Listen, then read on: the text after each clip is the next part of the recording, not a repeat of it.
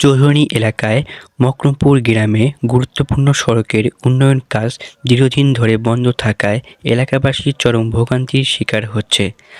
কাজ অসম্পূর্ণ অবস্থায় পড়ে থাকায় রাস্তা জুড়ে অতিরিক্ত ধুলাবালির সৃষ্টি হয়েছে, যা জনস্বাস্থ্যের পাশাপাশি যাতায়াতের মারাত্মক সমস্যা তৈরি করেছে। বিশেষ করে মোটরসাইকেল, ভ্যান, রিক্সা ও অন্যান্য হালকা যানবাহনে চলাচলে মারাত্মক বিঘ্ন ঘটছে।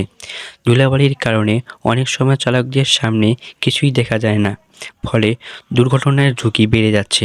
শিশু, বৃদ্ধ ও অসুস্থ ব্যক্তিরা ধুলাবালির কারণে শ্বাসকষ্ট সহ নানা স্বাস্থ্য সমস্যায় ভুগছে। স্থানীয়দের অভিযোগ, রাস্তার কাজ শুরু হলেও অজ্ঞাত কারণে তা বন্ধ করে দেওয়া হয়েছে।